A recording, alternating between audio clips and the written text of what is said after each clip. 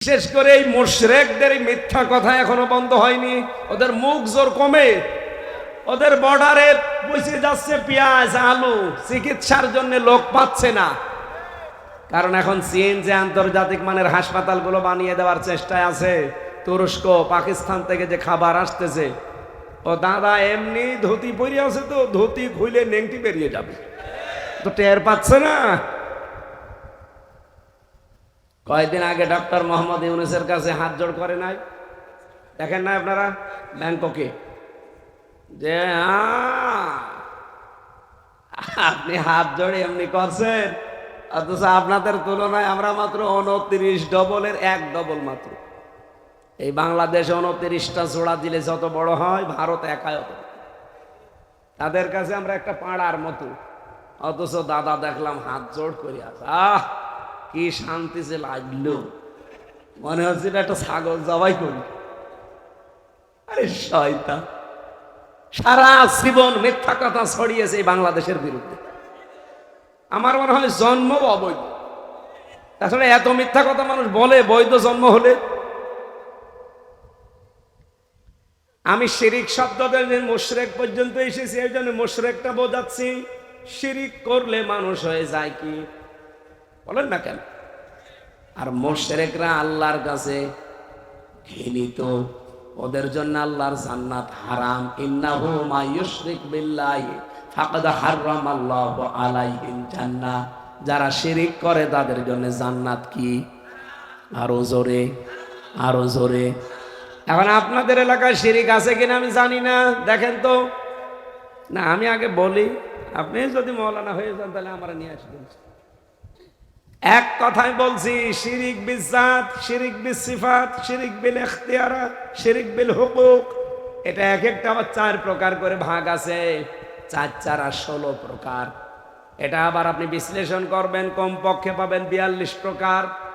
এটা আবার ভাগ ভাগ শ্রেণী বিন্যাস করবেন, এটা হবে 72 প্রকার। এই 72 প্রকারকে ভাগ করলে হয় 120 প্রকার। এবার আপনারে বলা লাগবে, যারা বললেন জানি শিরিক কি, বলেন। আপনি যে বললেন শিরিক জানি, অত সহজ এমনি আমার কুষ্টিয়া থেকে নিয়ে এসেছে। এই একটা সিন রকাফ, এর ভেতরে এত কথা লুকিয়ে আছে। এই 1 ঘন্টা না, কিয়ামত পর্যন্ত চতুর শিরিক নিয়ে আলোচনা করলো, শেষ হবে না, এত কথা আছে। এসব কিছুর সামারাইজ আমি এক কথায় বলতে পারি, শিরিক হচ্ছে আল্লাহ যেটা পারে ওটা অন্য কেউ পারে, এই বিশ্বাস করার নাম শিরিক। এবারে বোঝা যায়নি? আপনি হয়তো এইটা বলতেন, কিন্তু 120 প্রকার এখন বলতে পারবেন। শিরিক বিল জাত, এটা আবার 4 প্রকার। শিরিক বিল সিফাত, শিরিক বিল হুকুক, শিরিক বিল ইখতিয়ারা, আমি তাফসিরে পড়েছিলাম এগুলো। এক কথায় যেহেতু জবাব দিতে চেয়েছি, যা বললাম এটা মনে রাখবেন।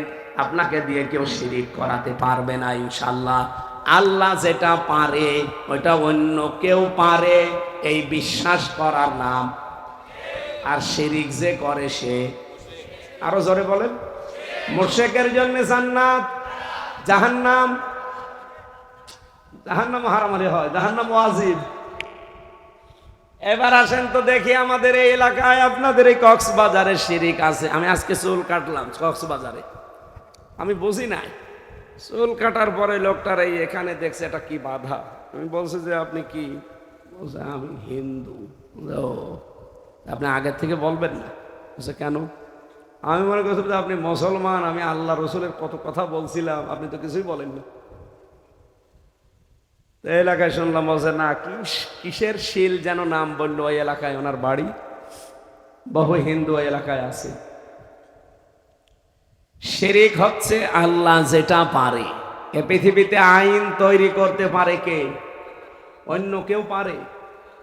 বলেন বলেন। তাহলে বাংলাদেশে যারা আল্লাহর পাঠানো, আল্লাহর তৈরি করা আইন বাদ দিয়ে অন্যের আইন প্রতিষ্ঠার জন্য চেষ্টা করছে, তারা শিরিক করছে। শিরিক করলে মানুষ মুশরিক হয়, মুশরিক হলে তার জন্য জাহান্নাম, জান্নাত। এরপরও যদি কেউ না বোঝার ভান করে থাকেন, এদিকে আসেন, আসেন আসেন আসেন, কানের নিচে এমন জোরে 2টা দেব না, সব টের পেয়ে যাও। বলেন এ পর্যন্ত বুঝেছেন কিনা, তারপর আমি সামনে যাব। যে আল্লাহ যেটা পারে ওইটা অন্য কেউ পারে। তাহলে আল্লাহ পাক আইন দিতে পারে, অন্য কেউ পারে না, আপনি নিজেই বললেন। তাহলে আজকে থেকে মেনে নেওয়া লাগবে না যে আল্লাহর আইনের বাইরে যা আছে ওই রকম দল আমি মানি না। অবশ্যই না, বুঝে শুনে কথা বলেন ভাই। আমি ওয়াজ ওইভাবে করি না, গতানুগতিক কথা বলে কোনো লাভও নেই। আমি কানে হাত দিয়ে টান দিলাম, আপনি শুনিয়ে গেলেন, বাড়ি যাওয়ার সময় ভুলে গেলেন। না, সংশোধন হওয়া লাগবে এখন। যারা আল্লাহর আইনের বাইরে আছে, সে যদি আমার বাবাও হয়, ওই দল আমি আর নেই। কারণ আমি কি মুশরিক হব আমার বাবার কারণে? হযরত ইব্রাহিম পারতেন না বাবার মতো মুশরিক হতে? করেছিলেন। উনি হক অনুসন্ধান করছিলেন, সত্য কোনটা সত্য কোনটা সত্য কোনটা, শেষে পেয়ে গেছেন। তারপরে বললেন ইন্নী ওয়াজ্জাহতু ওয়াজহিয়া লিল্লাযী। শুধু বলেন নাই হানিফা, আমি একনিষ্ঠভাবে ধরলাম। বলেছেন আমান আমিনাল মুশরিকিন, আজকে থেকে ঘোষণা দিলাম আমি মুশরিক না। সুবহানাল্লাহ বলতে পারেন না? আপনি হক অনুসন্ধান করে সত্য পেয়ে গেছেন, এরপরেও যদি আপনি এই হককে হক মনে না করেন, আবার ওই বাবার মতো, সেই কে ইব্রাহিম নবীর বাবার নাম ছিল আজর, তারেক, ওর মতোই যদি আপনি করেন, আপনারও খবর আছে। ওর বাবাকে, ওনার বাবাকে যেমন আল্লাহ মাফ করে নাই, কিয়ামতের দিন শুকরের আকৃতি দান করবে। শুকরের আকৃতি দিয়ে গলার ভেতরে জাহান্নামের চেন বাঁধবে, এভাবে টেনে নেবে যাবে ফেরেশতারা। নবীর বাবাকে শিরিক করার কারণে এই আজরকে, তারেককে যদি জাহান্নামে টেনে নিয়ে যায়, আপনার বাবা কোথাকার কে? শিরিক বন্ধ করা লাগবে আজকে থেকে। এই একটা ওয়াজ মেনে নিলে তো বাংলাদেশে ইসলাম কায়েম হয়ে যায়। যারা আল্লাহর আইন চায় না, অন্যের আইন চায়, তারা মুশরিক। কারণ আইন দেওয়ার ক্ষমতা কোনো বাবার, কোনো স্বামীর নেই। কার? এরপরও যদি না মানেন, আমার বলার দায়িত্ব আমি বলে দিয়েছি, এবার আপনার বিবেকের দায়িত্ব। দ্বিতীয় নম্বরে সন্তান দিতে পারে কে? দু একটা পীর সাহেব পারে না, মানে কয়েকদিন আগে বগুড়াতে একজন এসেছে আপেল নিয়ে, বলছে হুজুর আপেল পড়ে দেন। আমি সূরা ফাতিহা পড়ে ফু দেব, হঠাৎ আমার কানের কাছে মুখ নিয়ে বলছে হুজুর এমন ভাবে আপেল পড়বেন যেন ছেলে হয়। ছেলে কি আমি ডাউনলোড করে দেব? আপেল দিলাম ফেলে, আপেল কই? ফেলে দিয়েছি। কেন? আরে ভাই, আপেল পড়ে যদি ছেলে হয়, তো আমার ম্যাডামের 3টে ছেলে মেয়ে হইতো না? আমারই 3টে মেয়ে, আমি ম্যাডামরে খালি আপেল খাওয়াতাম পড়ি পড়ি। কি বিশ্বাস মানুষের দেখেছেন? মনে করছে হুজুর দিয়ে আপেল পড়ালে মনে হয় ছেলে হবে। আমি আবার বলছি, ওই বগুড়ার ওই পাগলের মতো করবেন না। আমি কেন কাবা শরীফের ইমামকে যদি আপেল পড়ে দেয়, ছেলে দেওয়ার সম্ভাবনা আছে। কারণ এটার দায়িত্ব কার? লিল্লাহি মুলকুস সামাওয়াতি ওয়াল আরদ ইয়াখলুকু মা ইয়াশা ইয়াহাবু লিমান ইয়াশাউ ইনাথা ওয়া ইয়াহাবু লিমান ইয়াশাউ যুকুর আও ইউযাওবিজুহুম যুকরানা ওয়া ইনাথা ওয়া ইয়াজআলু মান ইয়াশাউ আকিমা ইন্নাহু আলীমুন কাদির। বলেন আল্লাহু আকবার। এটা সূরা শুরার 49 নম্বর আয়াতে আছে। রাব্বুল আলামিন বলেন, আসমান জমিনের রাজত্বের মালিক আমি আল্লাহ, যাকে ইচ্ছা সৃষ্টি করি। কাউকে আমি কন্যা দেই, কাউকে পুত্র দেই, কাউকে ছেলে মেয়ে দুইটাই দেই, কাউকে কিচ্ছু দেই না, বন্ধা করে রাখি। সুতরাং ছেলে মেয়ে দেওয়ার ক্ষমতায় পৃথিবীতে আল্লাহর কোনো বাবার। আরো জোরে বলেন। এমনকি ছেলে হবে না মেয়ে হবে, হাতও আল্লাহ কাউকে দেয়নি। এটা যদি আমাকে দিত সত্যি, এই 3 নাম্বার মেয়ে আমি জীবনও নিতাম না। কি কথা বলছেন? এমনকি ম্যাডামের এই 3 নাম্বার মেয়েটা হওয়ার আগে আমি কাবা শরীফ পর্যন্ত ঘুরিয়েছি। আমরা হজে গিয়েছিলাম সবাই মিলে। আমরা হজে গিয়ে কাবার গিলাফ ধরে এত কান্দা কেঁদেছি যে আল্লাহ যাই করো অন্তত ছেলে দিও। দেখি না, বাবা মেয়ে। আমি নারাজ না, আমি খুশি আছি। তিনটা মেয়ে পেয়ে আমি নবীজির মতো খুশি। কারণ এই যে মানুষ উল্টা পাল্টা কিছু কথা বলে যে আপনি যা করবেন কামাই সব খাবে জামাই, না আমার তো নেই। এই জন্য কামাইয়ের প্রতি আমার আর কোনো ই নেই, তা করে করবো, যা করবো আপনারা দেবে সবাই জামাই খাবে। ছেলে থাকলে কাজ হতো, অন্তত বংশে বাতি দিতে। এখন এই মেয়ে দিয়ে আমার বংশে বাতি দেওয়া লাগবে, এমন জামাই নেব হযরত আলীর মতো। কিন্তু এত দূর তো আর বিয়ে দেওয়া যাচ্ছে না। কুষ্টিয়া, চুয়াডাঙ্গা, মেহেরপুরে এরকম লাইনে দেওয়া লাগবে যেন বাড়ি যাওয়া যায়। আর এখানে বিয়ে দিলে আমার 2 দিন লাগবে আসতে।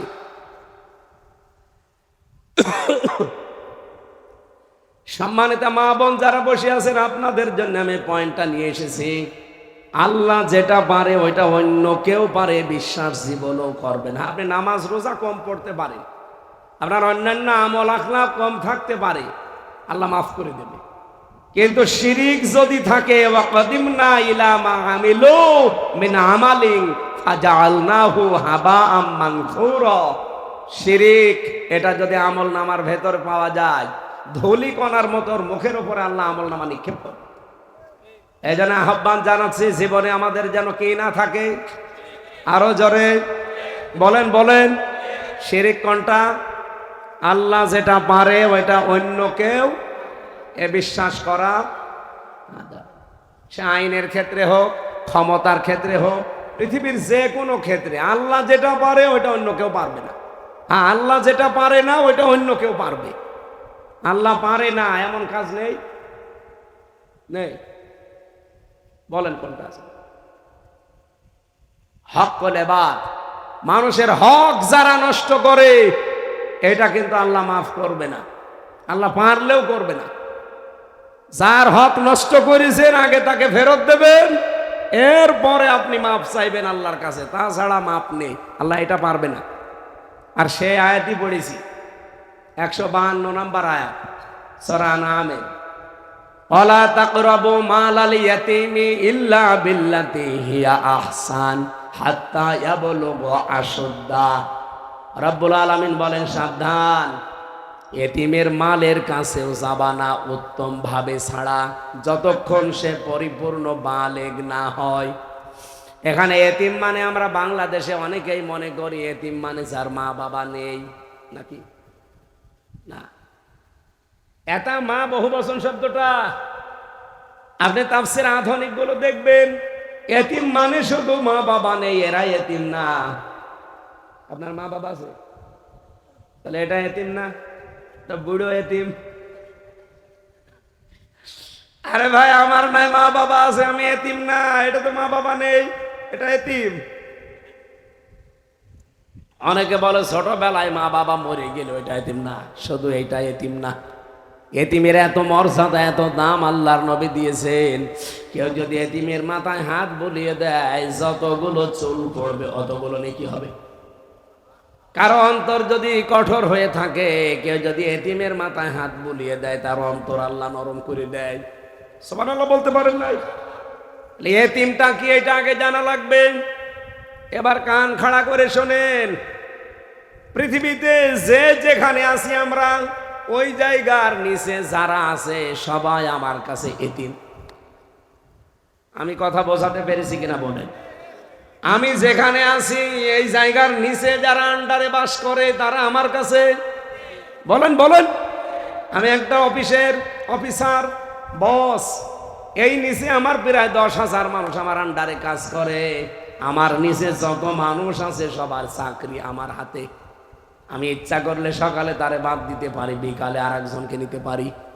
কথা বলেন না কেন? তাহলে আমার কাছে তারা কি? আরো জোরে বলেন বলেন।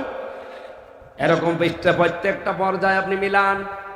এই দেশে যিনি দায়িত্বে ছিল হাসিনা, হাসিনার নিচে এই দেশে আমরা 18 কোটি মানুষ তার কাছে এতিম। এটাকে এবার বোঝানো লাগবে। আপনাদের এলাকার এমপি ছিল যিনি, এই পেকুয়ার আর চকরিয়ার মিলে কি নাম আমি জানি না, যাই হোক, এটা তার এমপি বলা যায় না, এটা তো বিনা ভোটের এমপি। আমি এটা বানিয়ে বলছি, বিনা ভোটের এমপি, আমি নিজে সাক্ষী না। আমার 33 বছর বয়স, 18 বছর থেকে ভোট দিতে পারলে 3 বার ভোট দিতে পারতাম, একবারও দিতে পারি। তাহলে আপনি ভোটের এমপি বলবেন কি করে? তো বিনা ভোটের এমপি কে ছিল এখানে? ওই বাটি যাবো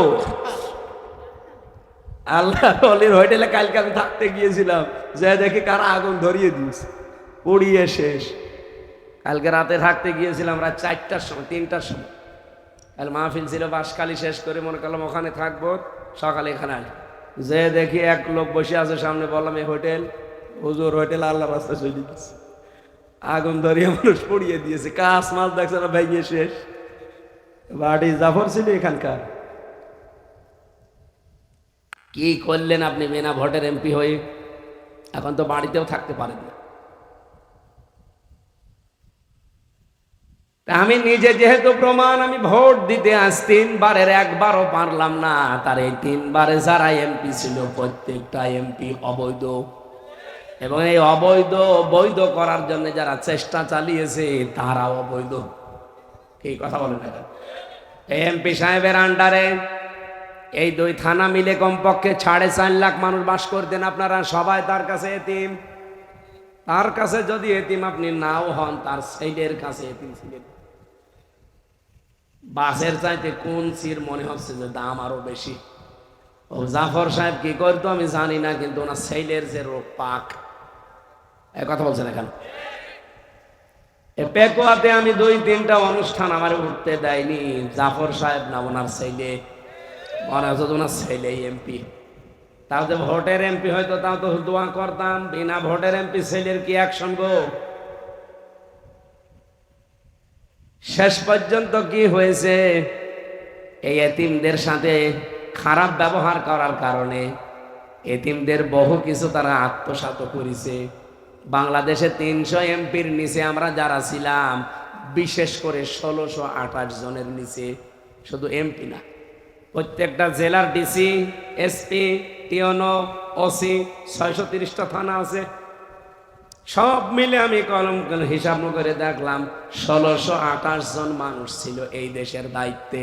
হাসিনা থেকে শুরু করে আপনাদের এই 12 বাখিয়ার চেয়ারম্যান পর্যন্ত, কি জানো না ওনার জিহাদি নাকি, এই লোক পর্যন্ত। আল্লাহর এই বান্দা আলেম না? আলেম, কিন্তু একেবারে সর্বোচ্চ যেটা ছিল ওইটা ছিল জালেম, আর এইটা আলেম। এই 1628 জন মানুষের আন্ডারে আমরা এই দেশের 18 কোটি মানুষ ছিলাম। আমরা সবাই তাদের কাছে এতিম। বলেন না কেন?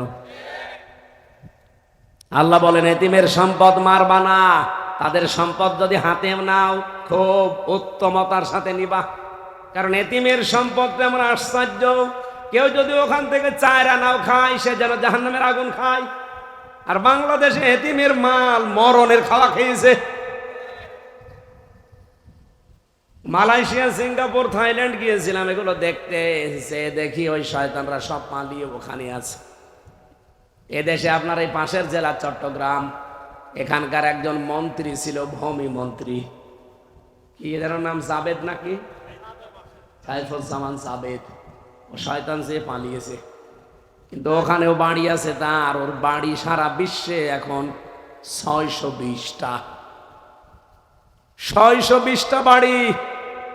হিসাব করতে পারেন? সব তো বাবার টাকা দিয়ে বানানো, সবে এতিমদের টাকা। বলেন, আপনারা নিজেদেরকে ছোট মনে করবেন না। যারা কাজ করে খান, সে যেখানেই থাকেন পৃথিবীর, কাজ যদি করে খান, মনে করবেন আপনার দাম আল্লাহর কাছে অনেক বেশি। আল কাসিবু হাবিবুল্লাহ, যারা কাজ করে খায় এরা আল্লাহর বন্ধু। আর যারা কাজ করে না, শুধু মেরে খায়, ওরা আল্লাহরও শত্রু, মানবতারও শত্রু। 620টা বাড়ি বানিয়েছে। একটা বাড়িতেও তো থাকতে পারেন না এখন। বাইরের দেশে সে ওই যে সেকেন্ড হোম বানিয়েছে, থাকতে পারে না। সাহেব পাড়া বানিয়েছে, থাকে না। বেগম পাড়া বানিয়েছে, থাকে না, থাকে হোটেলে। একবার হোটেলে থেকে নিচে নেমে দেখি 2 শয়তান বসে চা খাচ্ছে। কি গো হুজুর, আমরা আগে পালিয়েছি। পালাবেন কেন? পালাবেন কেন? এতগুলো বাড়ি বানালেন, একটা বাড়িতেও থাকতে পারেন না। এত টাকা পাচার করলেন বাইরের দেশে, টাকাগুলো দিয়ে যদি বাংলাদেশে মানুষের কর্মসংস্থান তৈরি করে দিতেন। বাংলাদেশে ৩৫ লাখ যুবক বেকার। কত? ৩৫ লাখ। এই যুবকগুলো বেকার থাকতো না, উত্তম কর্মজীবন পেত তারা। বাইরে এসে এই যে 7 লাখ 8 লাখ 10 লাখ টাকা খরচ করে আসে এই মালয়েশিয়া, এই সিঙ্গাপুরে, এই থাইল্যান্ডে। কি করে? এসে রাস্তা ঝাড়ু দেয়, রুটি বানায়, থালা বাসন মাজে, পায়খানা সাফ করে। আমি নিজে দেখে এসেছি। অথচ এই দেশে এই 7.5 লাখ টাকা 10 লাখ টাকা খরচ করে একটা সম্মানজনক কর্মজীবন সে তৈরি করতে পারত। ওই টাকাগুলো যদি পাচার না হতো, শয়তানরা পাচার করে করে দেশটা ফোকলা বানিয়ে ফেলছে। এখন এই দেশে কেউ জন্ম নিলে তার মাথার উপরে 1,02,000 টাকা ঋণ। আজকে জন্ম নেবে, তার মাথার উপরে ঋণের বোঝা কত? 1,02,000। ঋণ থাকার কথা না, আরো ঋণ দেওয়ার কথা ছিল আমাদের। আর শয়তানরা 15.5 বছর বলছে আমরা বিশাল উন্নয়ন করেছি। কি করেছেন আপনারা? খালি মেরে খেয়েছে।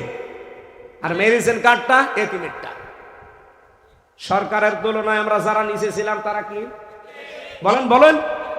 ইন্নাল্লাযীনা ইয়াকুলুনা আমওয়ালাল ইয়াতামা যুলমান, নিশ্চয় যারা এতিমের মাল সম্পদ খাচ্ছে, খাবে।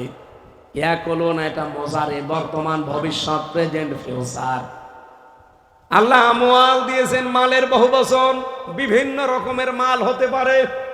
এতিমের বিভিন্ন রকমের মাল যারা মেরে খেয়েছেন, জুলুম করে, ফাঁকি দিয়ে, অন্যায় ভাবে।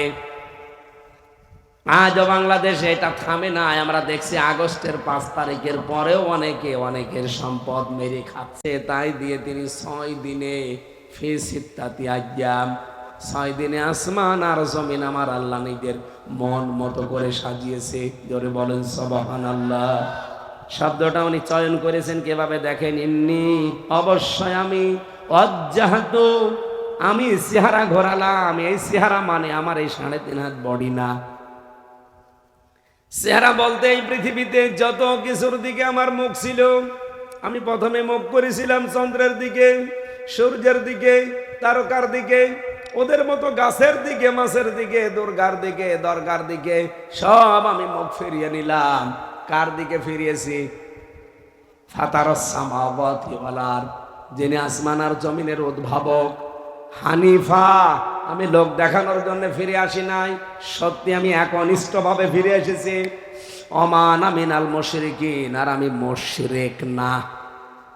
এই গ্যারান্টি দেওয়ার পরে আল্লাহ এত বেশি খুশি হয়েছিলেন হযরত ইব্রাহিমের প্রতি, কিয়ামত পর্যন্ত যারা হজ করতে যাবে, এদিকে তাকান, হজ করতে যারা যায়, প্রথমে যে কথা বলা লাগে, লাব্বাইক আল্লাহুম্মা লাব্বাইক লা শারীকা লাকা লাব্বাইক ইন্নাল হামদা ওয়ান নি'মাতা লাকা ওয়াল মুলক লা শারীকা লাকা লাব্বাইক। আবার সর্বশেষ যেদিন বিদায় তাওয়াফ করে আসবেন, ওই দিনও আপনাকে এই কথা বলা লাগে, সর্বশেষ লা শারীকা লাকা। আপনি কাবা শরীফ ধরে সামনে নিয়ে এই কথা বলে আসবেন, জীবনের শেষ কথা, যে আল্লাহ তুমি আমার দিয়ে যাই কিছু মনে করো না কেন, আমি কিন্তু শিরিক করি না, আমি মুশরিক না। কারণ মুশরিক যারা আল্লাহর কাছে এত বেশি ঘৃণিত, ওয়া উহিয়া ইলা ওয়া লাকাদ উহিয়া ইলাইকা ওয়া ইলাল্লাযীনা মিন ক্বাবলিকা লাইন আশরাকতা লা ইয়াহবাতান্না আমালুকা ওয়া লা তাকুনান্না মিনাল খাসিরিন। সূরা জুমারের 65 নম্বর আয়াতে আছে, 24 নম্বর পারা 4 নম্বর পৃষ্ঠা 11 নম্বর লাইনে পাবেন। এটা তাফসিরে ফি জিলালিল কোরআন সাইয়্যিদ কুতুব রাহমাতুল্লাহ আলাইহি লেখেন, এই পৃথিবীতে শুধু আমাদের না, আমাদের নবীকেও না, এর পূর্বে যত নবী রাসূল আল্লাহ পাঠিয়েছে আদম থেকে ঈসা পর্যন্ত প্রত্যেকটি নবীকে আল্লাহ গ্যারান্টি দিয়েছেন, যাই করো শিরিক করবা না। ওয়ালাকাদ, অবশ্যই, উহিয়া ইলাইকা ওয়া ইলাল্লাযীনা মিন ক্বাবলিকা, হে নবী শুধু আপনাকে না, আপনার পূর্বে যত নবী রাসূল দুনিয়ায় পাঠিয়েছে প্রত্যেকটি নবী রাসূলকে আমি এই ওহী করেছিলাম যে শিরিক, বলেন শিরিক করবা না। শিরিক কাকে বলে? এটা আমি মুশরিক আর ইহুদিদের নামটা নিয়েছি। আমার কথাগুলো শুধু ওই যে পয়েন্টটা মনে রাখবেন, শিক্ষা বের হবে। কেন আমি ইহুদি আর মুশরিকদের নাম কোরআন থেকে বের করে শোনালাম, যারা পৃথিবীতে জঘন্যতম শত্রু মুসলমানদের? কেন? আমি তো ইহুদিদের পরিচয় বললাম, এরা সত্যকে সত্য জানার পরও মানে নাই। কি কথা বুঝতেছেন? আর মুশরিকরা, এই মানুষগুলো যে শিরিক করার কারণে এত বেশি ঘৃণিত হয়ে গেছে আমার আল্লাহর কাছে। ইয়া আইয়ুহাল্লাযীনা আমানু ইন্নামাল মুশরিকুনা নাজাসুন। কি ওরা এত নাপাক হয়ে গেছে, আল্লাহ ইমানদারকে বলেছেন সাবধান, যারা মুশরিক ওরা নাপাক। ওরা কি? আরো জোরে বলেন। এই নাপাক জাতি আমাদের প্রতিবেশী। এই নাপাকরা প্রতিবেশী থাকার কারণে আজ আমরা দাঁড়াতে পারি না। কয়েকদিন আগেও মালয়েশিয়া ছিলাম, ওরা 2004 সাল থেকে দাঁড়িয়ে গেছে, অথচ মালয়েশিয়াটা পুরা আপনাদের এই বান্দরবন, কক্সবাজার অথবা যে খাগড়াছড়ি, রাঙ্গামাটি এইরকম এলাকা, বাংলাদেশের চাইতে প্রায় 5 ডবল বড়। পুরা এলাকাটাই সব এরকম, অথচ তারা দাঁড়িয়ে গেছে আজ। তাদের আশপাশের প্রতিবেশীগুলো থাইল্যান্ড, ইন্দোনেশিয়া, সিঙ্গাপুর, তারা খারাপ হোক কিন্তু প্রতিবেশীগুলো ক্ষতি করে না। আর আমরা এমন প্রতিবেশী পেয়েছি, শয়তানরা খালি মিথ্যা কথা বলে। 54 বছর আমাদের বিরুদ্ধে মিথ্যা ছড়িয়েছে তামাম দুনিয়ায়, যে আমাদের দেশে নাকি সংখ্যালঘু নির্যাতন হয়, এদের নাকি জঙ্গি ভরে গেছে। অথচ আজ 8 মাস 5 দিন চলছে, কোন জঙ্গি আছে? আজ 13 তারিখ না, 11 13 হলে আপনি আগস্টের 5 তারিখের পরে দেশটা স্বাধীন হয়েছে দ্বিতীয়বার। এর 3 দিন পরে ডক্টর ইউনূস ক্ষমতা নিয়েছে। কথা বলেন না কেন? তাহলে ওই দিকে 3 দিন, আর ওদিকে 5 দিন, 8 দিন বাদ দেন, 13-র ভেতরে 5, আর ওদিকে 8 মাস। 8 মাস 5 দিন হয়ে গেল, বাংলাদেশে কোনো জঙ্গি আজ পর্যন্ত ধরা পড়েছে শুনেছেন? মানে জঙ্গি বলে কিছু নেই। ওই 2-1 একটু উগ্র আছে। আমি জেলখানায় 3 বছর ছিলাম, কয়েকটা উগ্র পেয়েছিলাম। আল্লাহর এক বান্দার নাম আব্দুল মতিন, ও আছে আল্লাহর দলের সভাপতি সারা বাংলাদেশের। নাম শুনেছেন? আল্লাহর দলের সভাপতি। ওনার একদিন বললাম, ভাই আপনি তো সভাপতি, আল্লাহর দলের সেক্রেটারি কে? বলছে আমার ছেলে। ও সভাপতি, ও ছেলে সেক্রেটারি। এই দেশে আর কেউ নেই। এই হচ্ছে জঙ্গি। এগুলো পুরা নাটক। এটা এই ইহুদিরা, এই খ্রিস্টানরা আর মুশরিকরা টাকা পয়সা দিয়ে বাংলাদেশে এই দেশটা যেন অস্থিতিশীল থাকে, এই দেশে যেন ইসলাম মাথা ছাড়া দিয়ে উঠতে না পারে। বিশ্বের মোড়লদেরকে, আমাদের এই উগ্রপন্থী হিন্দু দাদা বাবুরা, এই শয়তানরা সারা দেশে, সারা বিশ্বের মানুষকে জানিয়েছে যে এই দেশে জঙ্গি আছে। অথচ 8.5 মাস 5 দিনে কোনো জঙ্গি, কোনো নাটক হয়েছে? হবে কি করে? কারণ নাটক যে লিখবে সেই তো পালিয়েছে। নাটক বসে বসে লিখতো, আর ওই নাটক মন্তস্থ করতো। আমার মতো মানুষেরও নাম দিয়েছিল জঙ্গি। আনসারুল্লাহ বাংলা টিমের প্রধান আমি, অথচ ওটা কি আমি জানি। আমার যদি বলে যে আনসারুল্লাহ বাংলা টিমের প্রধান, আমার রিমান্ডে জিজ্ঞাসা করেছিল অফিসার যে আপনি নাকি আনসারুল্লাহ বাংলা টিমের প্রধান। বুঝে সে কি খেতে হয় না চিবাতে হয়? কারণ জীবনে তো কোনোদিন নামই শুনিনি ওইটার, আপনার কাছে শুনলাম। আপনি যদি আমারে অন্তত এই দেশে যারা রাজনীতি করে প্রচলিত তাদের নামও বলতেন, তাও তো অন্তত তো শয়তান বিশ্বাস করত। তো যা দিয়েছেন ও তো শয়তানও বিশ্বাস করে না। তাহলে নাটকগুলো বন্ধ হয়ে গেছে। কিন্তু খ্রিস্টান, হে নবী আপনি তাদেরকে শুনতে দেবেন এবং নিরাপদে তাদের বাড়ি পৌঁছিয়ে দেওয়ার ব্যবস্থা করবেন। ইসলামের এই উদারতা পৃথিবীর অন্য কোনো ধর্মে আছে বলে আমি পড়িনি, আর আমি পাইও নি। এটা যে পৃথিবীর অন্য ধর্মে নেই তার বাস্তব প্রমাণ এখন এই ইহুদি ধর্ম। এটা যে একটা ধর্ম না, এটা তো বানানো ধর্ম হয়ে গেছে। লাতাজিদান্না আশাদ্দান নাসি আদাওয়াতাল লিল্লাযিনা আমানুল ইয়াহুদা ওয়াল্লাযিনা আশরাকু। কোরআনে আল্লাহ লামে তাকিদ নুনে সাকিলা গ্যারান্টি দিয়েছেন, লাতাজিদান্না, অবশ্যই অবশ্যই। হে নবী আপনি পৃথিবীতে বিশেষ করে 2টা জাতিকে ইমানদারদের জন্য জঘন্যতম শত্রু হিসাবে কাজ করছে আপনি দেখতে পাবেন। 1 নম্বরে ইহুদি, 2 নম্বরে মুশরিক। আর আমরা এখন তামাম দুনিয়ায় এইটাই দেখছি। তামাম পৃথিবীতে মানবতার শত্রু হিসাবে যারা, তারা 1 নম্বরে এখন কারা? ইহুদিরা। ওদের যে ধর্মীয় গ্রন্থ আছে ইহুদিদের, ওরা তো পাল্টিয়ে ফেলেছে। ওদের ধর্মীয় গ্রন্থের নাম কি? আল্লাহর ভাষায় যেটা আমরা জানি তাওরাত। মুসা আলাইহিস সালামের অনুসারীদের ইহুদি বলা হয় না? এই পৃথিবীর নিকৃষ্ট এই মানুষগুলো নিজেদের ধর্মীয় গ্রন্থ পর্যন্ত পাল্টিয়ে মন মতো লিখেছে। সব তো পাল্টাতে পারে না, কিছু না কিছু আছে। এই কিছু না কিছু আছে যা, তার ভেতরে আমাদের নবী মুহাম্মদুর রাসূলুল্লাহর একটা ভবিষ্যৎবাণী আছে। সে ভবিষ্যৎবাণী হচ্ছে এই পৃথিবীতে নাকি কিয়ামতের আগে 80 বছরের জন্যে রাজত্ব চালাবে ইহুদিরা। পৃথিবীর একটা জায়গায় তারা রাজত্ব করবে, পৃথিবীর ময়দানে মাত্র 80 বছর। কয় বছর? এই 80 বছরের ভেতরে অলরেডি 77.5 বছর পার হয়ে গেছে। 77.5 বছর অলরেডি পার হয়ে গেছে। তামাম দুনিয়ায় ইহুদিরা শাসন ক্ষমতা চালাচ্ছে, ডাইরেক্ট ইনডাইরেক্ট। আমাদের ওপরে আছে কিন্তু ইনডাইরেক্ট ভাবে। বিভিন্ন রাষ্ট্রের ওপরে তাদের হাত আছে ডাইরেক্ট ভাবে। আর তাদেরকে সাহায্য করছে যারা? খ্রিস্টানরা, মুশরিকরা। যেহেতু 80 বছর হতে নবীর এই কথা মিলতে আর মাত্র 2.5 বছর বাকি আছে। কত? তামাম দুনিয়া ইহুদিরা এই কারণে আজ এত অত্যাচার বাড়িয়েছে মুসলমানের উপরে।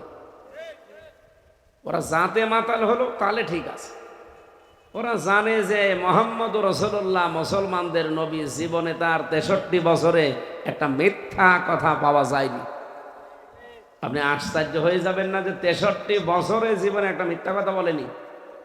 আর এখানে আমার 33 বছর, এনার হয়তো 60 বছর হবে। জীবনে আমরা গ্যারান্টি দিতে পারবো যে জীবনে একটা মিথ্যা কথা নেই আমাদের? জীবনে না, আজকের দিনের গ্যারান্টি দিয়ে যাবে। আজকে কত মিথ্যা কথা হয়ে গেছে, একদিনের গ্যারান্টি দিতে পারছি না। আর ওনার 63 বছরে কোনোদিন একটা মিথ্যা পাওয়া যায়নি। এইটা শুধু আমরা না, তামাম দুনিয়ার মানুষই এটা জানে যে উনি যা বলেছে জীবনে এইটাই দুনিয়ায় হয়েছে। যেহেতু উনি স্বপ্নে দেখেছিলেন লাকাদ সাদাকাল্লাহু রাসূলাহুর রুইয়া বিল হক, সূরা ফাতিহার ভেতরে আছে অবশ্যই হে রাসূল আপনার রবকে, আপনার রব আপনার স্বপ্নকে যথাযথভাবে বাস্তবে রূপ দিয়েছে।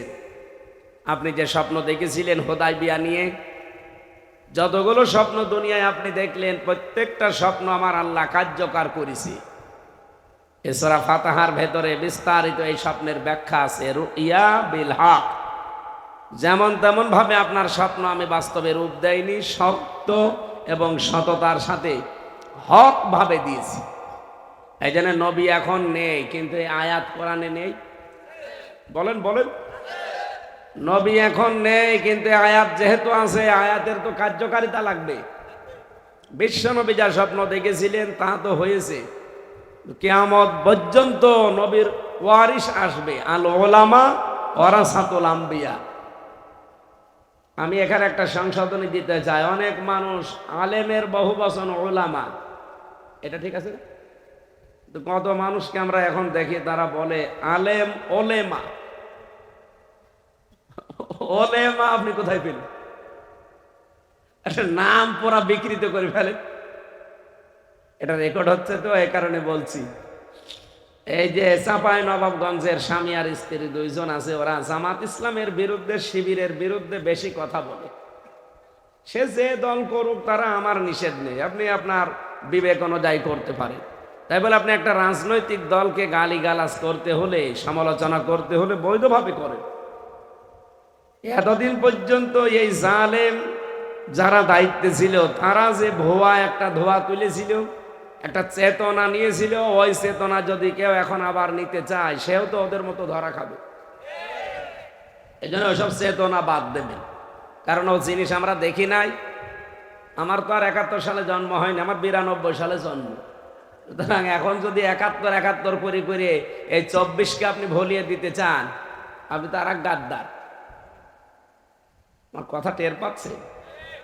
আমরা 71কেও সম্মান জানাই, 24কেও সম্মান জানানো লাগবে। কারণ সে পাথর আমাদের বুকের ওপরে চেপে বসেছিল 24 সালে এরা জীবন না দিলে হামজা এখানে বসে কথা বলতে পারতো না। কুষ্টিয়া থেকে বহুবার কক্সবাজারে হামজা এসেছিল, কিন্তু ফেরত দিয়েছেন রাস্তা থেকে। আজকেও কয়েকটা মাহফিলের লোকজন এসে বলছে আমাদের সেই 18 সাল 19 সালে মাহফিল নেওয়া ছিল, হতে দেয়নি। দোষ তো আর আমার না, দোষ তো শয়তানদের। আজকে আসেন তো, আজকে মাইক দিয়ে দিলাম, নেন কেড়ে নেন, নেন মাইক দিয়ে দিলাম, আপনি কেড়ে নিন। আজকে রাস্তা থেকে ফেরত দেন, দেখি আপনি কোন মায়ের দুধ খেয়েছেন।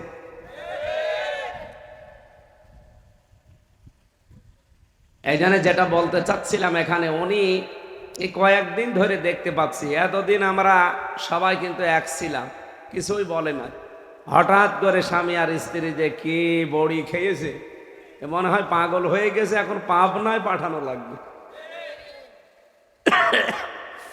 ওনারা এখন কথা বলতে গেলে শুধু আলেমদের বিরুদ্ধে, আলেমদেরকে ধর্ম ব্যবসায়ী পর্যন্ত তার স্বামী বলেছে। আর সেই মহিলা বলছে আলেম ওলেমা। আমি শব্দটা সংশোধন করছি, আবার আলেম ওলেমা হয় না, আলেম ওলামা। আলেম আইন দিয়ে আছে, ওলামা বহু বছর, এটা নবীর মুখের কথা। আল ওলামা ওয়ারাসাতুল আম্বিয়া। আর আল্লাহর কোরআনের কথা, ইন্নামা ইয়াখশাল্লাহা মিন ইবাদিহিল উলামা। সুবহানাল্লাহ বলতে পারেন নাই? শব্দটা একবার শুদ্ধ করে উচ্চারণ করলে যে কয়টা অক্ষর আছে ওই কয়টায় 10টা করে নেকি হবে। আর যদি বিকৃত করেন, আমি ওনার নাম জানেন আপনারা, পাপিয়া ওনার নাম। বলেছিলাম শেষের অন্তস্থ বাদ দিয়ে খালি পাপি বলবেন। উনি আমারে প্রশ্ন দিয়েছে, কেন আমার বাপ দাদার দেওয়া নাম পাপিয়া থেকে আপনি পাপি করে দিলেন? আপনার নাম যদি পাপিয়া থেকে পাপি করলে আপনার রাগ হয়? আমাদের নাম হচ্ছে ওলামা, আলেমের বহু বচন। আপনি যে পাল্টিয়ে দিলেন ওলেমা, সমান সমান, আপনিও পাল্টিয়েছেন, আমরা পাল্টিয়েছি। সব চাইতে বড় বিষয়, পৃথিবীতে অনেকের নাম আমরা দেখি নেই। আবু জেহেলের নাম ছিল আবুল হাকাম, জ্ঞানীর পিতা। ওর জ্ঞানটা কাজে লাগে না, এই জন্য আল্লাহর নবী ওর নাম দিয়েছে কি? মূর্খের পিতা। এখন যারা তাদের জ্ঞানকে বিবেককে কাজে লাগাবে না, তাদের নামও আমি পাল্টিয়ে দেব। পাপিয়া থাকলে পাপি করে দেব। কি কথা বলছেন এখানে? এটার সংশোধন দিলাম, আগামীতে আলেমদের নাম উচ্চারণ করলে সম্মানের সাথে করবে। আমি দেখেন না, 2 জন সভাপতির নাম কত সুন্দর করে দোয়া করলাম। ও সাধারণ মানুষ হলেও ছাতা আমি নামই বলতাম কিনা আল্লাহ জানে, খালি নামের আগে মাওলানা লেখা আছে, এই জন্যই এত বড় কথা বললাম। আলেমদের মর্যাদা আকাশের তারকা দেখতে পান না? যত তারকা আছে এর ভেতরে যেমন চাঁদের মর্যাদা, বিশ্বনবী এটা জানিয়েছেন যে আলেমদের মর্যাদা এই তারকার ভেতরে চাঁদ যেমন, উম্মতের ভেতরে আলেমদের মর্যাদা চাঁদের মতো। আর তাদেরকে নিয়ে আজ আপনি বলবেন এরা ধর্ম ব্যবসায়ী, এরা দুনিয়াদার। এমনকি এদেরকে আপনি হক কথাটা বলতেও দিতেন না এতদিন, সেই রাস্তায় অনেকে এগিয়ে যাচ্ছে। হেদায়েত যদি থাকে আল্লাহ যেন হেদায়েত দান করে, আর যদি আবু জেহেলের মতো মোহর মারা থাকে আল্লাহ যেন তাড়াতাড়ি তুলে নেয়। কারণ ক্যান্সার যতদিন থাকবে ততদিনে মুসলমানের ঝামেলা হবে। এই জন্য বহু দোয়া করেছিলাম ওই জালেমের জন্য, যে আল্লাহ ওর কপালে আর হেদায়েত নেই। কারণ মানুষ যখন পাপ করতে করতে সীমা লঙ্ঘন করে ফেলে, তখন তার হেদায়েতের কোনো রাস্তা আর বাকি থাকে না, ওই রাস্তা আল্লাহ ব্লক করে দেয়। এ পৃথিবীতে বহু মানুষকে আল্লাহ এটা করেছে। ও সর্বশেষে এসে বলেছিল আমি ভালো হয়ে গেলাম, বলে না, তোর ভালো হওয়ার সুযোগ আর নেই। ফেরাউন কিন্তু এরকম সাগরে যখন ডুবে মরে, ফেরাউন কি নদীতে মরেছে না সাগরে? এই যে নীল নদে বলে, নদ মানে কি? নদ মানে কি? নদ মানে নদী। নদ নদী বলে না, কিন্তু সাগরকে কেউ নদী বলে? এই নদ নদী যেগুলোর একটা নির্ধারিত স্থান আছে, জায়গা আছে, শুরু আছে, শেষ আছে। কিন্তু এই সাগরের কোনো শুরু শেষ আছে? আপনি এখান থেকে খুঁজতে খুঁজতে চলে যান, সামনে থাইল্যান্ড পাবেন, থাইল্যান্ডের পরে পাবেন হয়তো মালয়েশিয়া, বিভিন্ন দেশের পরে ইন্দোনেশিয়া, বিভিন্ন দেশের পরে আছে এর কোল কিনারা নেই। এই জন্যই তো বাহার বলা হয়, সাগর। বাংলাদেশে অনেকে আমরা বাহারকে নাহার বানিয়ে চালিয়ে দিই। বাহার মানে সাগর, নাহার মানে। ফেরাউন ডুবেছিল বাহারে না নাহারে? বাহারে। বলেন বলেন। ও যখন ডুবে যায়, হাত্তা ইদা আদরাকাহুল গারাকু ক্বালা আমানতু আন্নাহু লা ইলাহা ইল্লাল্লাযী আমানাত বিহি বানু ইসরাঈল ওয়া আনা মিনাল মুসলিমিন। ও বলছে আমি ঈমান আনলাম, তবে সরাসরি আল্লাহর নাম বলে না। ও ডাক দিয়ে বলেছে মুসা নবী এবং বনি ইসরাইলরা যার প্রতি ঈমান এনেছে আমি তার প্রতি ঈমান আনলাম, আমি তো মুসলমান। এরপরও দেখি ফেরেশতারা আমার পানির ভেতর খালি সুবাই। আল্লাহ ডাক দিয়ে বললেন আল আন, এখন অকদ আসাইতা ক্বাবলু ওয়া কুনতা মিনাল মুফসিদিন, এর পূর্বে তো তুমি সব চাইতে বড় সন্ত্রাসী ছিলে, স্বৈরাচার ছিলে। মুফসিদিন শব্দের শাব্দিক অর্থ হচ্ছে ফ্যাসাদ সৃষ্টি করা, বিশৃঙ্খলা তৈরি করা, আতঙ্কগ্রস্ত পরিবেশ তৈরি করা, যেটা 15.5 বছরে বেশি ছিল। ঘরে থাকলে আপনি খুন হয়ে যাবেন, বাইরে আসলে গুম হয়ে যাবেন। এ কথাটা আমি বানিয়ে বললাম? চাচা এরশাদ বলেছিল যে ঘরে থাকলে খুন, বাইরে থাকলে, বলেছিল না? সেইটাই ছিল। আমার বিশ্ববিদ্যালয় কুষ্টিয়ার 2টা বড় ভাই আজ 10 বছর হয়ে গেল, এখনো পর্যন্ত ওরা গুম হয়ে আছে। ওরা বেঁচে আছে ওলিউল্লাহ মুকাদ্দাস না মরে গেছে আমরা জানি না। ওরা ঢাকা থেকে যাচ্ছিল কুষ্টিয়া ভার্সিটিতে, পথিমধ্যে ওই যে ধরে নিয়ে গেল, এই শেষ। এরকম একটা দেশে আমরা ছিলাম। আমার মনে হয় আগস্টের 5 তারিখের আগে যদি আমরা থাকতাম তো এখনো ওই রকমই থাকতো। আমি হামজা সেই কক্সবাজার থেকে কুষ্টিয়ায় ফিরে যাব, কোনো গ্যারান্টি ছিল না। এখনো আছে কিনা জানি না, এখনো অনেক শয়তান পেছনে লেগে আছে। এই আয়াত থেকে আমি যেটা প্রমাণ পেয়েছি, যারা মুফসিদিন, ফ্যাসাদ সৃষ্টিকারী, বিশৃঙ্খলা তৈরি করে, পৃথিবীর জমিন অশান্ত করে দেয়, যারা স্বৈরাচার বলা হয় যাদেরকে, ফ্যাসিস্ট, এই মানুষগুলো যদি শেষে এসে ভালো হতেও চায়, আল্লাহ পাক তাদের কপালে আর হেদায়েত দেয় না। এই জন্য পূর্বপুরুষকে দেয়নি, এখনো অনেকে দেবে না। এই জন্য ফ্যাসিস্ট আমরা যেন না হই, স্বৈরাচার না হয়, আমরা মাজলুম, আমরা জালেম যেন না হই। কথা বুঝতেছেন? দলমত নির্বিশেষে আজকের এই অনুষ্ঠানের কথা আমি বলছিলাম, এই শব্দ দিয়ে আমি এ পর্যন্ত এসেছি। কেন আসলাম জানেন? কারণ কোরআন শরীফ শুধুমাত্র আমাদের না, হাদা বায়ানুল লিন্নাস হুদাল লিন্নাস, তামাম পৃথিবীতে মানুষ যারা তাদের জন্য কোরআন। কিন্তু অন্য ধর্ম ওটা সবার জন্য না। ইহুদি ধর্ম ওদের নিজেদের জন্যে। এই কারণে ওরা আজ পাগল হয়ে গেছে যে মুসলমানদের নবী যা বলেছে দুনিয়ায় একটা একটা করে সবই তো হয়ে যাচ্ছে। উনি কিয়ামতের আগে এই দৃশ্যগুলো হবে, সব হয়ে যাচ্ছে। আর মাত্র 2.5 বছর আছে দুনিয়ায় আমাদের রাজত্ব। কি করে আজ টিকে থাকা যায়? বিজ্ঞানের যত প্রযুক্তি আছে সব তারা ব্যবহার করছে, সব ফেল।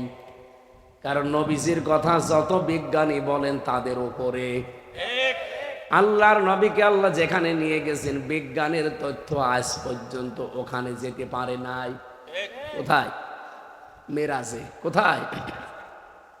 কোন বিজ্ঞান ওই পর্যন্ত যেতে পারবে? আল্লাহ পাক ঘটনার বর্ণনা দিতে গিয়ে তিনি নিজে আশ্চর্য হয়ে গেছেন। আপনি যারা আলেম আছে জিজ্ঞাসা করেন, সুবহানাল্লাযী আসরা বিআবদিহি লাইলাম মিনাল মাসজিদিল হারামি ইলাল মাসজিদিল আকসা ইলা আখিরি আয়াত। পবিত্রতায় আল্লাহর জন্য যিনি তার বান্দাকে মসজিদে হারাম থেকে মসজিদে আকসা পর্যন্ত ভ্রমণ করিয়েছিলেন। আমার এই আয়াত বলা উদ্দেশ্য না, বলা উদ্দেশ্য এই সুবহান শব্দটা। রব্বুল আলামিন কথা বলতে গিয়ে এমন একটা শব্দ দিলেন যার নাম বাংলায় বলে আশ্চর্য। সুবহানাল্লাহ মানে কি? আশ্চর্য। আল্লাহ কথাটা বোঝাতে গিয়ে আশ্চর্য শব্দ দিলেন। তার মানে মেরাজ এমন কায়দায় আল্লাহ তৈরি করেছেন পৃথিবীর কোনো মানুষের এই ব্রেনে ধরবে না। এই জন্যই তো আবু জাহেল বিশ্বাস করে নাই। নবীজি যখন এসে বলেছিলেন যে আমার মেরাজ হয়ে গেল 27 বছরের একটা মেরাজ, মাত্র কয়েক মিনিটেও না, কারণ সে বর্ণনা তিনি দিচ্ছিলেন ওটা কয়েক মিনিটও লাগে না। এখনো পর্যন্ত শিকল নড়তেছে, অজর পানি গড়িয়ে যাচ্ছে, বিছানা গরম আছে, খুব বেশি হলো 4-5 মিনিটের বেশি শিকল নড়ে। অজর পানি গড়াতে 2-1 মিনিটে বন্ধ হয়ে যায়, অথচ 27 বছর পার হয়ে গেল। এর ভেতরে আবু জাহেল শোনার পরে বলেছিল মোহাম্মদ এতদিন যাই ছিল এখন পুরা পাগল হয়ে গেছে। এ মনে করছে এই সুযোগটা কাজে লাগাই, মোহাম্মদকে যারা অনুসরণ করে তাদের বিরুদ্ধে, তাদের পক্ষে, তাদের কাছে যে কথাগুলো আমি এখন শোনাবো তারাও এর উপরে রেগে যাবে যে সত্যি পাগল হয়ে গেছে। রাস্তায় যে দেখা আবু বকরের সাথে হযরতে আবু বকরকে যখন বললেন যে তোমার নবী এই কথা বলছে, তোমার সাথী এতদিন চাইছিল মাথা বা এখন পাড়া পাগল হয়ে গেছে। হযরতে আবু বকর টাটকা জবাব দিয়েছেন, এই কথা কি তুমি নবীর মুখে শুনলে? এই মাত্র শুনে আসলাম, এখনো মোহাম্মদ কাবার চত্বরে বসা। ঠিক আছে, তোমার কথা আমি বিশ্বাস করব না, আমি রাসূলেরকে জিজ্ঞাসা করব। বিশ্ব নবীর কাছে এসে বলে, হে রাসূল, আবু জাহেল আমার এই বলছিল, সত্যি কি আপনার মেরাজ হয়েছে? বিশ্ব নবী বলেন হ্যাঁ। হযরত আবু বকর বলেন, হে নবী, এবার আমি পুরাটা বিশ্বাস করে নিয়েছি। নবীজি ডাক দিয়ে বললেন, আবু বকর, কথা বলতে গিয়ে আল্লাহ যেখানে নিজে আশ্চর্য হয়ে গেছেন এই ঘটনা বলতে গিয়ে, আর তুমি কোনো কথা ছাড়া দ্বিধাহীন চিত্তে প্রশ্ন করা ছাড়াই তুমি বিশ্বাস করে নিলে, একটাবারও জিজ্ঞাসা করলে না। হযরত আবু বকর বলেন, হে নবী, আপনি বলেন যে সারা জীবন নদীর পানি এদিকে যাচ্ছে, হঠাৎ যদি বলেন পানিটা উল্টা দিকে আরম্ভ হয়েছে, 1 সেকেন্ড আমার দেরি হবে না বিশ্বাস করতে। নবীজি বলেন, আবু বকর, এত বড় সত্য তুমি বিনা প্রশ্নে বিশ্বাস করে নিলে, তোমারে আমি আজকে খালি হাতে ফেরত দিতে পারি না। আজকে তোমার নামের শেষে একটা লকব লাগিয়ে দিলাম, তুমি শুধু আবু বকর না, তুমি আবু বকর সিদ্দিক। সত্যকে যারা সত্য জানার পরে মেনে নেয় দ্বিধাহীন চিত্তে প্রশ্ন ছাড়া, তারাও কিয়ামতের দিন আবু বকরের সাথে উঠবেন। আমি এই পয়েন্টটা বলতাম না, এখানে আমার একটা উদ্দেশ্য আছে। সত্যকে সত্য জানার পরে যদি আপনি দ্বিধাহীন চিত্তে প্রশ্ন ছাড়া মেনে নিতে পারেন, আপনি আল্লাহর ভাষায়, রাসূলের ভাষায় সত্যবাদী। কি খালি কথা সত্য বললেই সত্যবাদী হওয়া যায় না, সত্যকে সত্য জানার পরে আপনাকে মেনে নেওয়া লাগবে। ইহুদিদের কিতাবে আমার নবীর প্রশংসা করা আছে, ভবিষ্যৎবাণী আছে, ওই শয়তানরা জানার পরও মানে নাই। এই জন্যই প্রতিদিন ওদের নামে বরদোয়া হয় 17 বার, গায়রিল মাগদুবি। এই বরদোয়া কাদের? ইহুদি আর খ্রিস্টানদের। কারণ ওদের ইনজিলে, ওদের তাওরাতে আমার নবীর প্রায় 900 বারের উপরে পরিচয় দেওয়া ছিল। শয়তানরা জানতো এটা শেষ নবী, এটা শ্রেষ্ঠ নবী, এরপরও মানতো না, হিংসা করে আর অহংকার করে। আজও বাংলাদেশে যদি কেউ হক দল কোনটা জানার পরে হিংসা করে আর অহংকার করে মানতে না চান, আপনারও অবস্থা ইহুদি খ্রিস্টানদের মতো হবে। কি বোঝাতে চেয়েছে আপনি না বুঝলে এনারা বুঝেছে। প্রতিদিন আপনি নিজের বিরুদ্ধে বরদোয়া করছেন কমপক্ষে 17 বার। অন্য কোনো নামাজ যদি নাও পড়েন, অন্তত ফরজ নামাজ তো পড়েন। ফরজ নামাজ পড়লে এই দোয়াটা পড়া লাগে। এই আয়াতটা কতবার? গায়রিল মাগদুবি আলাইহিম ওয়ালাদ-দাল্লিন। এই যে বরদোয়া দিচ্ছি ইহুদি আর খ্রিস্টানদের, কেন? কারণ তারা সত্যকে সত্য দেখার পরে জানার পরও মানে না। আমাদের জাতির পিতা হযরত ইব্রাহিম উনি সত্যকে অনুসন্ধান করছিলেন। ফালাম্মা জান্না আলাইহিল লাইলু রা কাওকাবা ক্বালা হাদা রাব্বি ফালাম্মা ফালা ক্বালা লা উহিব্বুল আফিলিন। চন্দ্রদেশ তারকা দেখার পরে বললেন এটা আমার বড় রব হবে। যখন ওটা ডুবে গেল বলে না, যেটা ডুবে যায় আমি ভালোবাসি না, তাদের পছন্দ করি না। পরবর্তীতে তিনি চাঁদ দেখলেন, ওইটাও ডুবে গেল, বলে না ওটাও পছন্দ করি না। সূর্য দেখলেন, বললেন এটা শুধু রব না, হাজা রব্বি হাজা আকবার, এটা বড় রব। ওইটাও যখন ডুবে গেছে বলে না, ডুবে যাওয়া জিনিস আমি পছন্দ করি না। ইন্নী ওয়াজ্জাহতু ওয়াজহিয়া লিল্লাযী ফাতারাস সামাওয়াতি ওয়াল আরদা হানিফা ওয়া মা আনা মিনাল মুশরিকিন।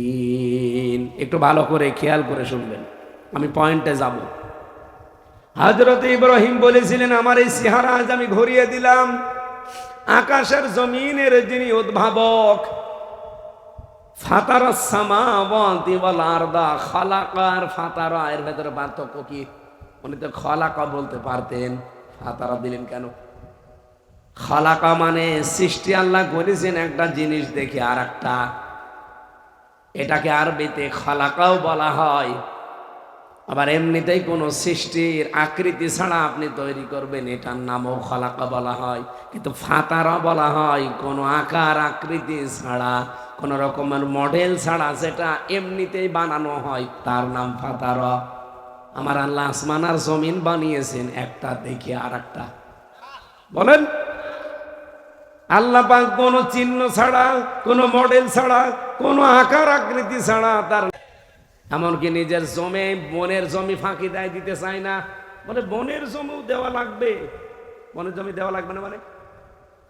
সাহাবা একরামের যুগে আমি শুনেছি হাদিসের পাতায়, তারা তো জমি জায়গা দিতই দিত, বাড়ির যে রান্না করার ঘটি বাটি থালা কড়াই হাঁড়ি এগুলো তারা ভাগ করে দিত। আর আমরা মাঠের জমি পর্যন্ত দিতে চাই না। আপনাদের এলাকাতে মাঠ নেই? আছে? বলে বাড়ির জমি আর দিতে পারবো না, এটা আমার জন্য আমার বাবা দিয়ে দিয়েছে।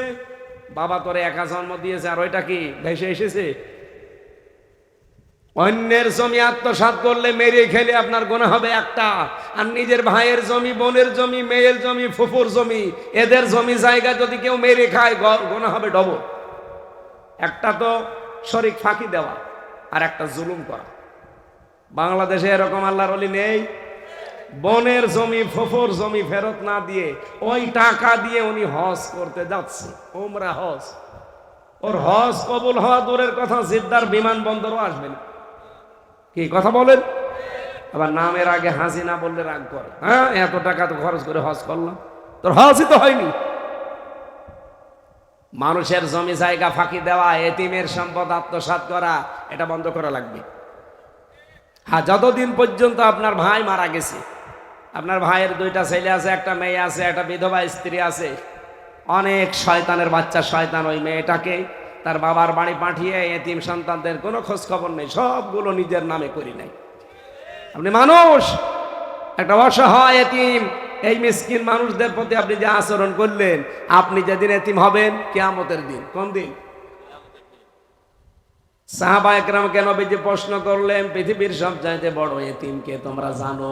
বলছে না।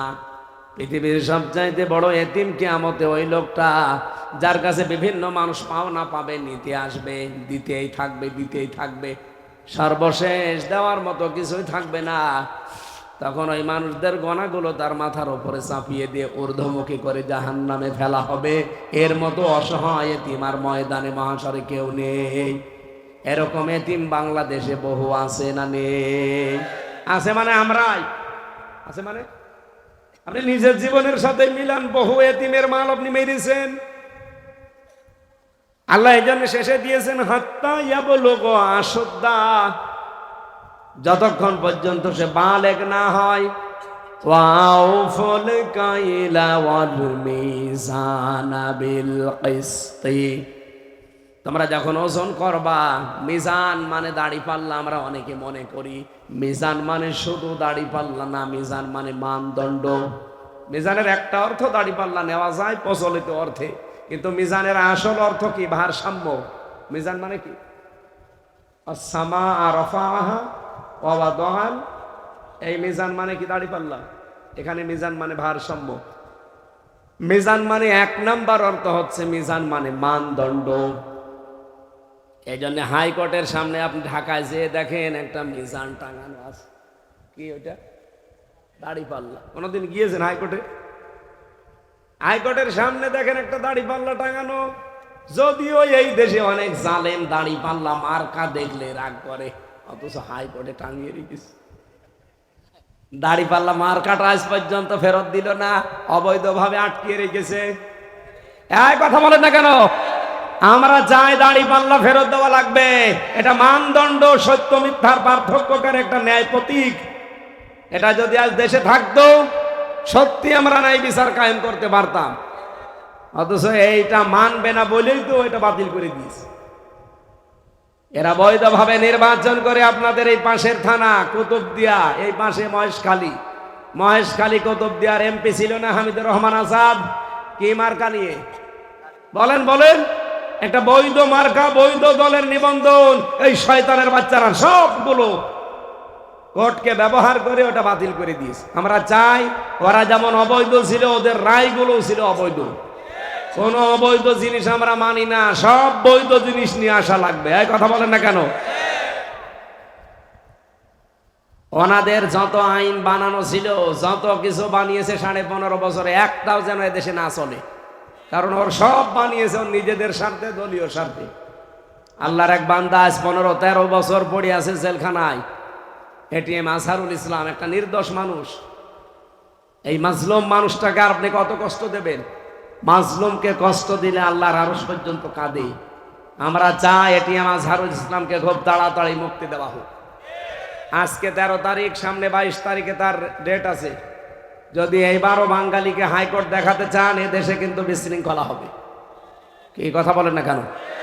আমরা চাই সবাই যখন বের হয়ে চলে আসতেছে, তারেক জিয়া বেরিয়ে গেছে, তার মা বেরিয়ে গেছে, জোবায়দা রহমান বেরিয়ে গেছে, ডাক্তার আজকে বেরিয়েছে একজন জাকির হোসেন খান, নারায়ণগঞ্জের, 22 বছর জেলে ছিল, মার্ডার মামলার আসামি। 4টা মার্ডার প্রমাণিত, বাকি ধর্ষণ মর্ষণ যা আছে আল্লাহ জানে আর সে জানে। যাই হোক, ওগুলো বাদ দিয়ে বলছি, ওনাকে যখন ছেড়ে দেওয়া হয়েছে, সুইডেন আসলাম ভাই 27 বছর পরে বেরিয়েছে। ডেঞ্জার রাসু সব আমার সাথে ছিল।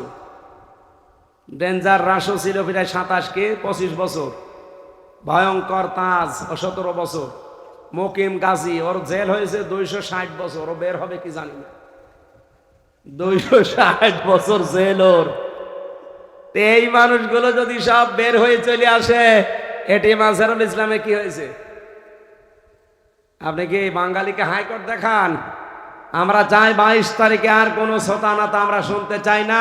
আল্লাহর এই মাজলুম বান্দাকে আমরা মুক্ত জীবনে দেখতে চাই। এক কথা বলেন, এরকম জুলুম করবেন, আল্লাহ কিন্তু তার আয়ত্তের বাইরে দিয়ে দেবে, মাফ করবেন। কারণ আল্লাহর আয়ত্তের বাইরে কিছু আছে? বলছে নেই। নেই মানে হাফ করলে বাদ নেই। আল্লাহ ইচ্ছা করলে আপনাকে মাফ করবে না, কারণ মাফ করা লাগবে যার ক্ষতি করেছেন সে। আমি এই যে ভোট দিতে পারি নাই 3 বার, ক্ষতি কি আল্লাহর করেছেন না আমার? আমি জীবনে কোনোদিন দেখলামই না যে কি করে ভোট দেওয়া লাগে। কারণ 18 বছর থেকে শুরু করি, এই 33 বছর তো আমার বয়স। তাহলে 3 বার দিতে পারতাম 15 বছরে। 18 আর 15 কত হয়? 33। কিন্তু আমি একবারও দিতে পারলাম না। ভোটের সেন্টার কেমন, লাইনে একটু দাঁড়াতে হয় কি করে, যে কি করে টিপ মারা লাগে, ছাতা জীবনে দেখেও নি, শুনিও নি। ওই মানুষ দেখি যে এইভাবে করে, নিজে কোনোদিন করতে পারলাম না। এই অধিকার থেকে যারা বঞ্চিত করলেন, তারা যদি এখন সুবহানাল্লাহ আলহামদুলিল্লাহ পড়েন, হবে? আগে আমার কাছে মাপ চাওয়া লাগবে। এক অসিরে পেয়েছিলাম ছেলে, এই যে পাশে, এই চট্টগ্রামের পাশে কি জেলা যেন, ফেনী। এই ফেনীর এক ওসি ছিল, নুসরাত হত্যা মামলার ওসির নাম শোনেননি? এই ওসি আমার সাথে ছিল। মজ্জেদ, নাম বলা ঠিক না, এই লোকটা আমি ফাঁসির কন্ডেম ছেলে ছিলাম। উনি এসে আমার একদিন বলছে, হুজুর আমি একটা অপরাধ করেছি, দেখেন তো আমার এই অপরাধ মাফ হয়েছে কিনা। কি? সেই যে নির্বাচন গেল তখন আমি বাইরে ছিলাম, আমি রাতের বেলা আমার যা স্টাফ আছে সবাইকে নিয়ে যত ভোট সেন্টার আছে বললাম শুরু কর। রাত 12টা থেকে ফজর পর্যন্ত একেবারে সব কাটকট করে বাক্স ভর্তি করে জায়গা মতো পাঠিয়ে দিলাম। ফজরের আজান দিলে আমরা সবাই মিলে গোসল করলাম, 2 রাকাত তওবার নামাজ পড়লাম। এবার বললাম যে আস্তাগফিরুল্লাহ, হুজুর আমার এই তওবা হয়েছে। না, কিসের তওবা? এটা ইয়ার কি হয়েছে? আপনি কি তওবা করেছেন আল্লাহর কাছে? আপনি কি দোষ আল্লাহর কাছে করেছেন? আপনি ভোট কেটেছেন, একটা এমপি বানাতে হলে 3.5 লাখ 4 লাখ মানুষ লাগে, তাদের ভোট কেটে আপনি নিজে তারা এমপি বানিয়ে দিলেন, আর আপনি আল্লাহর কাছে আস্তাগফিরুল্লাহ পড়েন। সিটারি না? বললাম আপনার মাফ হয়নি, আপনি তো 8 বছর জেল খাটবেন, 8 বছর পরে বের হবেন। বের হয়ে যদি দেখেন যে হ্যাঁ ওই 3.5 লাখ 4 লাখ মানুষ বেশি আছে, তাদের কাছে যে মাফ চেয়ে নেবেন। তারা যদি বলে ঠিক আছে যাই হয়েছে মাফ করে দিলাম, আপনি মাফ পাবেন। আর ওরা যদি বলে না কিসের মাফ, আসেন আপনার মুসলমানই দেব, তাই এই কথা বলছে না কেন? আপনাকে মুসলমানই আর একবার দেওয়া লাগবে, কারণ তাছাড়া আপনি মুসলমান হতে পারবেন না, কারণ হক্কল ইবাদ আপনি নষ্ট করেছেন। তো ওই লোকটা এখন জেল থেকে বের হয়েছে। এখন আমি ওনার জীবনে দেখে মাঝে মাঝে আশ্চর্য হই যে উনি মাপ নাই চাইলো এই 4 লাখ মানুষের কাছে, কিন্তু যে সময় উনি এই অপরাধটা করেছিল জেল থেকে বের হয়ে যদি দেখে যে ওই 4 লাখ মানুষ বেঁচে নেই, কেউ কেউ মারা গেছে, মারা যেতে পারে না? বলেন বলেন, তাহলে মরে যাওয়া মানুষের কাছে উনি মাপ চাবে কি করে? তারা তো মাপ না করলে উনি জীবনেও মাপ পাবে না। এই জন্যে খুব আশ্চর্য লাগছে, শুধু ওনার ওপর না, এই 15.5 বছরে যারা এই মাটি জাফরের মতো এমপি ছিলেন, প্রত্যেকের অবস্থায় জীবনেও মাপ পাবেন না। যতই হজ করেন আর যতই আস্তাগফিরুল্লাহ পড়েন, মাপ পাওয়ার একটাই লাইন আছে, আল্লাহর সাথে যে অপরাধ উনি মাফ করে দেবে, কিন্তু বান্দার সাথে যেটা হক্কল ইবাদ জীবনও মাপ নেই, তাকে ফেরত দেওয়া লাগবে। আর ফেরত আপনি দেবেন কি করে? সে তো মরে গেছে। এইটাই আশ্চর্য বিষয়। এই জন্য জীবনে দুনিয়ায় জয়দিন কয়দিন আছে, অন্তত এই কাজ করবেন না যে আমার দ্বারা যেন কারো অধিকার হক নষ্ট না হয়। বলেন বলেন, এই যে ওজনে কম বেশি যারা করেন, আল্লাহ যে মিজান দিলেন, ন্যায় বিচার কায়েম করো, মিজান কায়েম করো, কি এটা? কি বহু মানুষ দেখি, ভালো মানুষ দেখতে মনে হয়, ওজন করার সময় 1 কেজির জায়গায় মনে হচ্ছে 1.5 কেজি দিচ্ছে, তো বাড়ি যে মেপে থাকবেন 1400 টাকার বেশি হবে। কি? আমি একবার মাংস কিনছিলাম কুষ্টিয়ার বড় বাজারে। আরে ভাই, ওটা তো আমি হালকা দেখলেই বুঝি, আপনার মাথা কম্পিউটার, এটাতে এমনি হুজুর লেখা দেখলে বুঝে ফেলেছে যে কি করা লাগবে। আপনার এত বারবার দেখানো লাগে? ওনারে আমি জিজ্ঞাসা করলাম যে ভাই আপনি যেভাবে ঝোল দেন আপনার তো লস হবে। হুজুর লস হয় হোক, দোয়া করেন। দোয়া করবো আর আপনার বরকত হয়ে যাবে, এ কি বিশ্বাস। পাশে এক দোকানদারকে বললাম ভাই দেখেন তো কেমন বেশি দিয়েছে, মেপে দেখছি 1 কেজি নিয়েছিলাম, 200 টাকা কম, 1400 টাকা। ও এই দোয়া চাচ্ছে।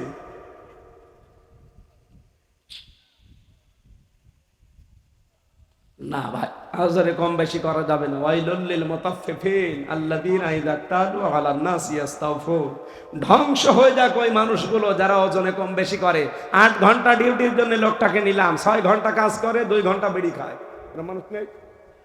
আপনার পুরো 8 ঘন্টার ডিউটি হারাম হয়ে যাবে।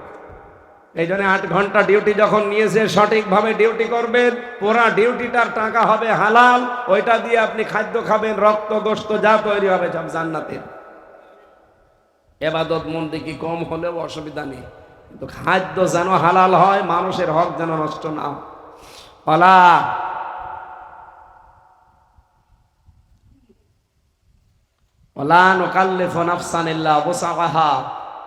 আল্লাহ তাআলা বলেন কারো সাধ্যের অতিরিক্ত বিষয় আমি তার উপরে চাপিয়ে দেই না। আর যখন কথা বলবা পৃথিবীতে সত্য কথা বলবা, যে যদি নিকট আত্মীয় হয়। এই জন্য আমাদের এই দল বেদল আমি দেখি না, সত্য কথা আসলে সেটা আমার বলা লাগে, কিছু মানুষ দেখি মন খারাপ করবে না, হুজুর শুধু টেনে বলছে। আরে ভাই, টেনে বলা না, সঠিক কথা বললে সবাই খুশি হবে না, কিছু মানুষ তো বেচারা হবে। কারণ সবাইকে নবী পর্যন্ত খুশি করতে পারে না, পেরেছে? ওয়াউফু বিল আহদি, যখন কারো সাথে ওয়াদা করবা তখন এই ওয়াদাটা পূর্ণ করবা। আজ ইসরায়েল ওয়াদা করেছিল যে যুদ্ধবিরতি, শয়তানরা সেই ওয়াদা ভঙ্গ করে লক্ষ লক্ষ মানুষকে দুনিয়া থেকে বিদায় করে দিচ্ছে, ঘর বাড়ি থেকে তাদেরকে বের করে দিচ্ছে। ওরা নিজেরা ওদের নিজের ওয়াদা ঠিক রাখে না, ওরা আল্লাহর অভিশপ্ত এই পৃথিবীতে। ওরা আমাদের মুসলমানের জন্য এই মুশরিক আর ইহুদিরা জঘন্যতম শত্রু। বুঝছেন? মুসলিমদেরকে এখন এই কথাটা সামনে নিয়ে ঐক্যবদ্ধ হওয়া দরকার। ওরা যেমন সব এক হয়ে যাচ্ছে, 200 কোটি মুসলমান আমরা সব ভুলে এক হওয়া লাগবে। কালকে বাংলাদেশ একটু হালকা দৃশ্য দেখিয়েছিল, সব এক হয়ে গেছে। আল্লাহ আমাদেরকে বিশ্বের মুসলিম 257টা রাষ্ট্রের 57টা মুসলিম রাষ্ট্র, এদেরকেও সব এক হয়ে কাজ করার তৌফিক দিন, আমিন। যালিকুম ওয়াসাকুম বিহি লাআল্লাকুম তাযাক্কারুন। আল্লাহ এভাবে তোমাদেরকে ওয়াজ করলেন, যদি মেনে নিতে পারো তোমাদের উপকার হবে। আল্লাহুম্মা আমিন। লা ইলাহা ইল্লা আনতা সুবহানাক ইন্নী কুনতু মিনাজ জালিমিন। রব্বুল আলামিন, যত অপরাধ করেছি বুঝি জীবনে, অপরাধগুলো তুমি আজকেই মাফ করে নাকি বানিয়ে দাও। সম্মানিত মা বোনদেরকে তুমি খাদিজার মতো, আয়েশার মতো বানিয়ে দাও। এলাকার যে অবস্থা, আল্লাহ দৃশ্য দেখে মনে হচ্ছে এলাকা অভাবী, এদের অভাবগুলো কোরআনের ইজ্জতে দূর করে দাও রব্বুল আলামিন। সারা জীবন অপরাধ করে জীবনটা তো নষ্ট করে ফেলেছি, হাত ওঠায় কথা বলবো ভয় করে, লজ্জা করে। আমাদের জীবনের অপরাধের দিকে তাকিও না, তোমার রহমতের দিকে তাকাও। জীবনের গোনাগুলো মাফ করে নেকি বানিয়ে দাও। এই আয়োজনে যারা শ্রম দিল, এই মানুষগুলোকে তুমি অমরের মতো কবুল করো। এরা যে কাজে হাত দিয়েছে, কাজে